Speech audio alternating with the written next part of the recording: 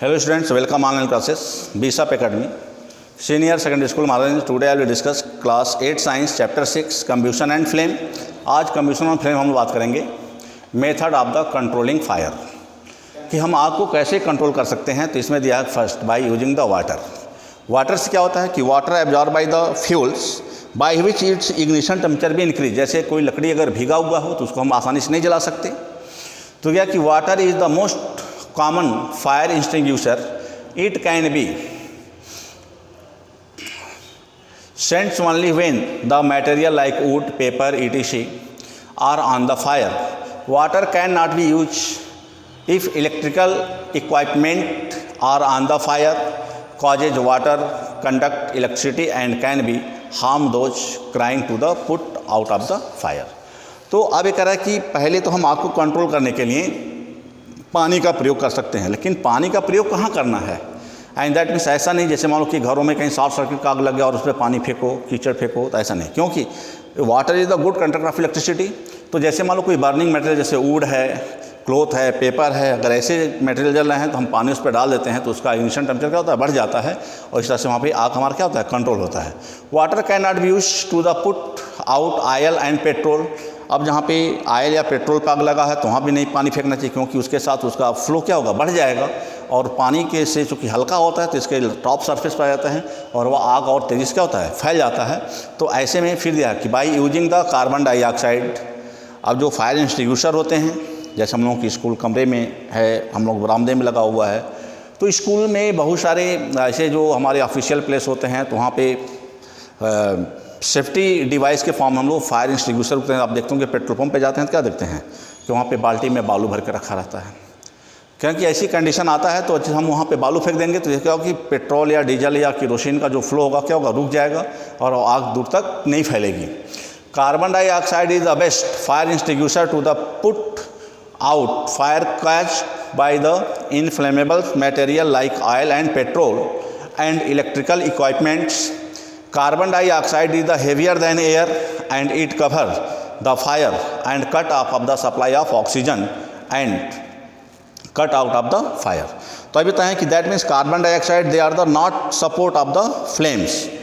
Carbon dioxide जैसे अभी बताए हैं कि कैच फायर के लिए ऑक्सीजन की सप्लाई होती है, तो अगर हम ऐसे जगह पर जहाँ पे कार्बन डाइऑक्साइड की सप्लाई बढ़ा देंगे तो कार्बन डाइऑक्साइड जहाँ जहाँ फैलेगा वहाँ पे आग को क्या करता है, बुझा देता है, क्योंकि it is not given support of the combustion process.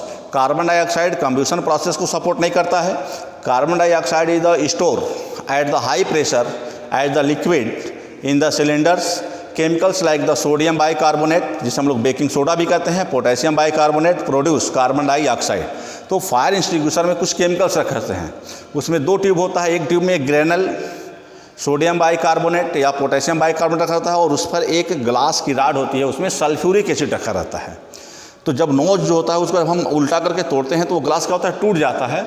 तो वही सल्फ्यूरिक एसिड सोडियम बाइकार्बोनेट से रिएक्शन करके कार्बन डाइऑक्साइड गैस को क्या करता है, रिलीज करता है और वही कार्बन डाइऑक्साइड हम पाइप से क्या करते हैं, वो कैचिंग फायर एरिया में क्या करते हैं, पहुंचा देते हैं और जहाँ जहाँ पे हमारा कार्बन डाइऑक्साइड गैस पहुंचता है वहाँ पे आग को क्या करता है, कंट्रोल कर लेता है।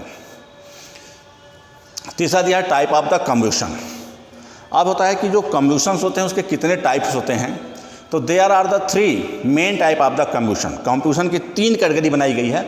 They are the first rapid combustion, जो बहुत तेज़ी से जलते हैं। तो बहुत तेज़ी से जलने मतलब क्या गया, their ignition temperature is the very low, उनका इग्निशन टेम्परेचर बहुत कम होता है। स्पॉन्टेनियस कम्ब्यूशन और तीसरा होता है एक्सप्लोशन।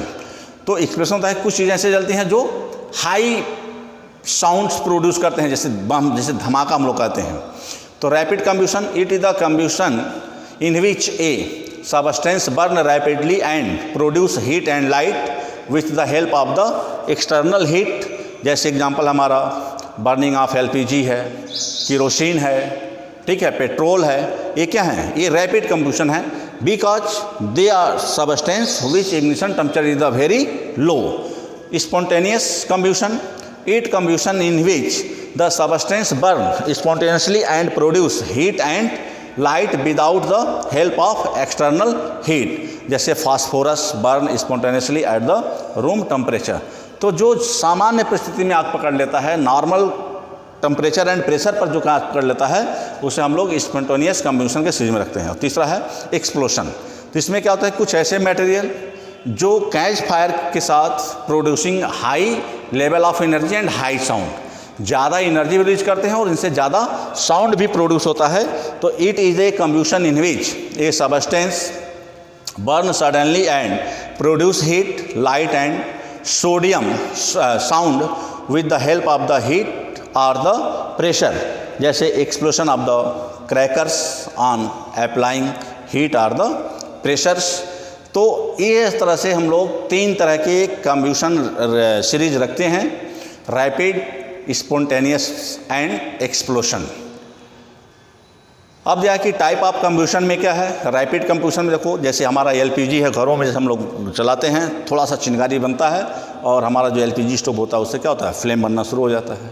तो ये रैपिड कंब्यूशन है। स्पॉन्टेनियस कंब्यूशन में that means catch fire but that time taken, लेकिन टाइम टेकन होता है। एक्सप्लोशन होता है जैसे हम लोग मान लो दिवाली किसी त्यौहार पर या किसी सेरेमनी पर हम लोग एक्सप्लोसिव मटेरियल जैसे पटाखे फोड़ते हैं तो ऊपर जाके वो लाइटिंग भी करता है and they are the producing the sound, और वो साउंड भी प्रोड्यूस करता है।